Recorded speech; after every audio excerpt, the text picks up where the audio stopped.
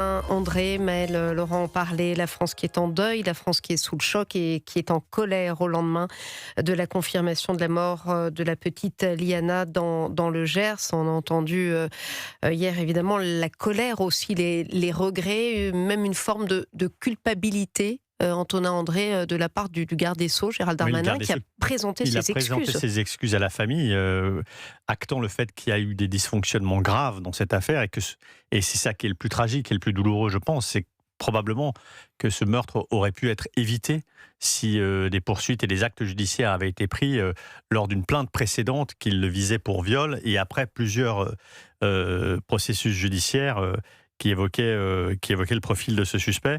C'est évidemment une affaire éminemment politique qui est encore plus cruelle parce que, à entendre Gérald Darmanin, je dis bien, je parle vraiment avec prudence et en me référant à ses propos tenus hier, c'est que lui n'identifie pas un manque de moyens, en l'occurrence, sur cette affaire précise. C'est-à-dire qu'a priori, la justice dans ce département était dotée des moyens suffisants et avait les moyens pour diligenter des actes judiciaires qui auraient pu, d'une certaine façon, empêcher ce passage à l'acte, en tout cas l'appréhender suite à la plainte passée l'année dernière. Donc évidemment, ça pose aussi des questions de responsabilité individuelle qu'il faut aussi être capable de poser et qui ne sont pas si souvent, je trouve. Moi, je trouve qu'on parle beaucoup souvent de problèmes de moyens, de problèmes généraux. Il y a aussi des décisions et des actes qui ne sont parfois pas menés et qui méritent qu'il y ait des sanctions et que les responsabilités soient clairement identifiées. Raphaël Steinville, c'est vrai que cette fois-ci, on sent que le politique s'en prend clairement à la justice, vise et cible la justice et l'éventuelle recherche de fautes individuelles. Oui, en tout cas, c'est ce que laissent entendre les décisions qui ont été prises, notamment de mener une enquête administrative pour établir les responsabilités des uns et des autres, et notamment des magistrats ou des gendarmes qui ont eu à enquêter sur l'affaire de cette malheureuse Liana. Mais au-delà des dysfonctionnements dont beaucoup, maintenant que le puzzle est en train de s'établir, on commence à avoir une vision un peu d'ensemble de ce qui a pu dysfonctionner, au-delà des cas individuels, au-delà des responsabilités des uns et des autres, du parquet de Doge qui visiblement n'a pas été suffisamment alerté du caractère prioritaire de cette affaire par le parquet de Toulouse qui lui a transmis par courrier le dossier du principal Alors qu'ils suspect. auraient pu écrire un mail quand même. Non mais il y a plein de choses qui auraient pu être faites. Quand vous écoutez l'ensemble des personnes qui sont en charge de ce genre de dossier, ils disent, indépendamment presque du drame de Liana, que ce genre de drame est amené à se reproduire ou en puissance par dizaines toutes les semaines. Et donc, pour un drame qu'aujourd'hui on découvre, en fait, il y en a peut-être des dizaines ou des centaines qui sont en puissance parce que le système est totalement paralysé par l'accumulation de ce genre de dossier. Donc, c'est pour ça qu'on ne peut pas seulement mener une enquête administrative visant à pointer du doigt les responsabilités des uns et des autres. Il y a quelque chose qui est beaucoup plus vaste, c'est la manière dont la justice aujourd'hui est rendue qui rend possible, malheureusement, ce genre de tragédie. On va aller poser la question à mon invitée, maître Karine Durieux-Diebolt, avocate spécialisée dans l'accompagnement des victimes et autrices de l'ouvrage Violences sexuelles quand la justice maltraite, aux éditions Sileps. Bonsoir, maître Durieux-Diebolt. Vous venez d'entendre Antonin André et Raphaël Steinville. On évoquait donc cette colère froide de Gérald Darmanin qui pointe la justice. Que vous évoque, vous, cette affaire? Mais écoutez, c'est un problème que l'on connaît depuis très très longtemps. Je suis une ancienne membre de la Ciivise également. Vous savez, c'est la commission qui lutte contre les violences sexuelles faites aux enfants. On a rendu un rapport au terme de 3 ans de travail, un rapport qui a été remis en novembre 2023 et qui pointait déjà des dysfonctionnements sur le traitement des violences sexuelles sur les mineurs, avec cette lenteur de la justice, la déshérence des victimes pendant des mois, pendant des années, après une plainte. Donc, c'est pas nouveau. Je voudrais rappeler quelques chiffres. Nous avons 160 000 enfants par an qui sont victimes de violences sexuelles. Ce ce qui représente environ 2 à 3 enfants dans une classe d'école qui sont victimes. C'est un problème, c'est un fléau national qui est systémique et la justice n'arrive pas à absorber le flot également de contentieux qui en est issu. J'ai relevé qu'il y avait environ 70 000 plaintes par an concernant des violences sexuelles avec 1909 magistrats qui sont en charge de ce contentieux-là au parquet. On a des procureurs qui sont en moyenne 4 fois moins nombreux que dans les autres pays de la moyenne européenne. Même si les moyens de la justice ont augmenté, mais vous avez raison de souligner qu'ils sont largement moins nombreux en France. Non, mais ils ont doublé en 10 ans, mais pour autant. Alors, et c'est comme ça que vous l'expliquez, vous tellement bas, pas que.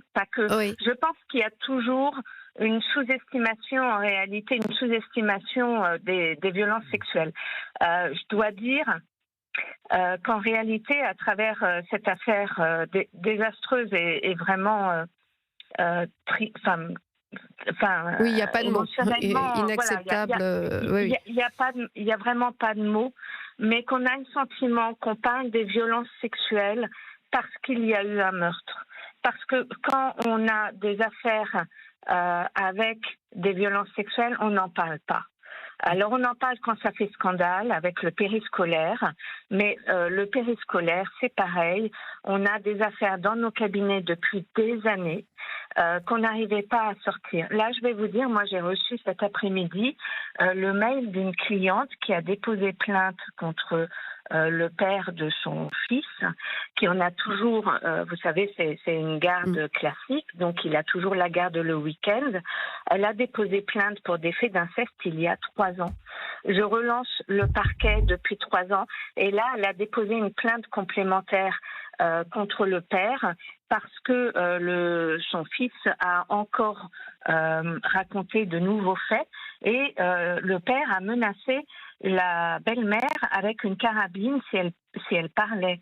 Vous voyez, c'est des affaires comme ça qu'on a tous les jours, et on n'arrive pas à faire avancer véritablement ces affaires-là suffisamment rapidement pour protéger les enfants. Oui. Antonin André. Oui, en fait, ce que vous pointez du doigt, et ce que ça révèle derrière, c'est que c'est un phénomène de société en réalité.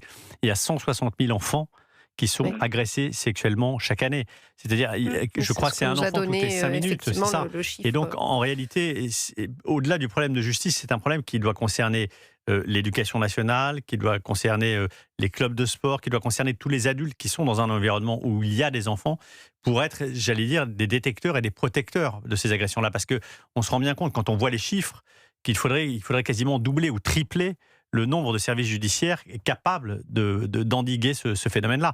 C'est ça qui est absolument vertigineux, j'allais dire. Et malheureusement, justement, l'éducation nationale fait totalement l'inverse, alors pas volontairement, mais bon, il y a eu les violences du périscolaire, et même dans l'affaire Liana, Jérôme ne B. faisant pas remonter le signalement. Il n'y a pas eu d'article 40.